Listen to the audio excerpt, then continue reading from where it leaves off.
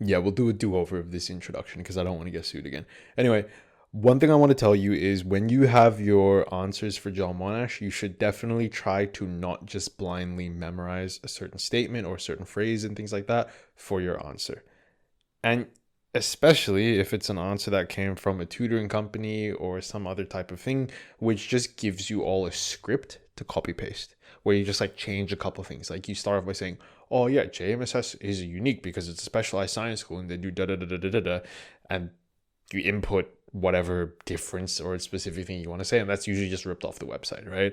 You don't want to do things like that because it doesn't showcase who you are at all in any way, shape, or form. And this is what a lot of companies do, especially the ones that I used to work with back in the day, which again I won't name because whatever. But a lot of companies that I used to work with and consult with, they really just gave you all a template and a script to just memorize. And they said, yeah, use this script if you get a question like this. Use this script if you get a question like this. Use this script if you get a question like this. And I'm just thinking to myself when I was working with these companies, okay, cool. Like, what if the script doesn't match the question? These kids are absolutely screwed. And what if you have multiple people, which was the case? There were multiple people that went to tutoring for that company for the interview. What if you have multiple people that actually take this script and then go into the one-on-one session and they have the same interviewer? Across the day, that interview is going to get 4, 5, 6 different people that's just regurgitating the exact same garbage to them. I say this all the time. If your response is replicatable or copyable or can be done by someone else with very minimal effort, that is not a good response. Like if I ask 100 students, if I ask 100 people the question and they give a somewhat similar response, that is now a bad response because everyone has the same thing. It doesn't separate you as a human being. John Monash is looking for, in my opinion, looking for people that are unique. They're looking for people that have that spark. So if you're just regurgitating the exact same garbage of like researched answers, really thought out, well-structured researched answers that just sound very fake and fraudulent, it doesn't tell them anything about you. I'm not going to tell you what the rubric and stuff is because one, I don't actually know what the rubric is, and two, even if I did, I wouldn't tell you because I want to maintain a good relationship with the school going forward. So I'm not going to tell you what the rubric and stuff is, even if I did know what it was. But it is important for you to understand that it's not just about having the perfect answer. It's about having your answer. And that doesn't have to be this beautiful scripted storyline. It helps if it is a storyline because that makes it more memorable for the interviewer. It does help. And I say this a lot in my master classes and workshops where, you know, if I ask you a random question, like a random fact or figure from class that you learned a couple weeks ago, like, what's the quadratic formula? If you're like someone who's a normal student, you probably struggle to remember what it was, even though you probably learned it a few weeks ago. But if you're a little bit more into math, you're like, oh yeah, x is equal to negative b plus minus root b squared on 4ac, whatever it is, right? I'm not saying I don't know the quadratic formula. I know it. I just can't go rip there. You know what? I will. X is equal to negative b plus minus root b squared minus 4ac all divided by 2a. There you go. Just to prove I know the quadratic formula, right? I just got tongue twisted. Okay. That is the most John Monash thing ever. But what I'm saying is when you have a certain fact or figure and you don't necessarily recall studying it too vividly, which is where all this like Pomodoro repetition, spaced repetition stuff all comes in, that is all forgettable, right? That's why we have those memory techniques. That's why we have all those other types of things. But then if I ask you, oh, hey, can you tell me the story of Little Red Riding Hood? You'd probably be able to tell me with a pretty good level of accuracy what the summary is of Little Red Riding Hood. But if I ask you, oh, can you tell me the story of the Three Little Pigs? You'll probably be able to tell me the story of the Three Little Pigs.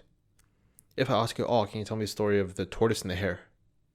You'll probably be able to tell me a really good story about the tortoise and the hare.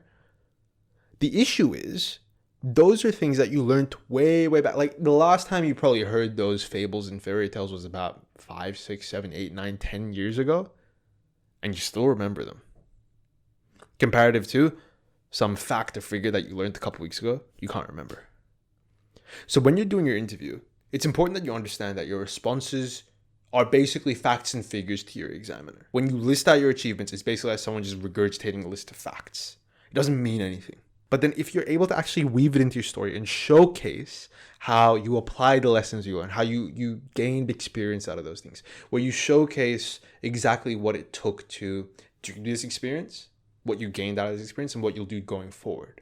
If you weave that all into a story, it makes it way more memorable to the interviewer itself. So later on, when there's the whole panel board meeting and they're discussing who decides to get in and who doesn't, they're going to go, oh yeah, this student was able to actually tell me all these things, and I remember this because they showed me, and they're able to actually mark across rubric. They're going to remember you more. They're going to remember you more vividly.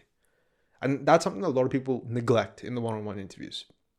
They just think having the script, having a perfect regurgitation of facts, figures, the perfect answer that showcases you've done research and things like that is the way to go. Absolutely not. No, that's not the way to go. Okay? When John Monash says they're looking for people who are passionate in science, that's exactly what they're looking for. You just have to find a way to showcase it. So I want you to have a think about what it means to actually be passionate about science and what it means to be interested and curious about science. And then you go, well, okay, this is what I mean, and then find a way to weave it into your own responses. I would strongly advise against just having a memorized script that sounds perfect, especially if it's from some other type of tutoring company. I'm not saying different tutoring companies are bad in any way, but I'm just saying be careful, because a lot of people go to these companies and as a result, everyone's going to sound the same. Just be careful, because if you just go in with a memorized script, they're going to be able to smell it from a mile away. Frankly, like honestly, they're going to be able to smell it from a mile away.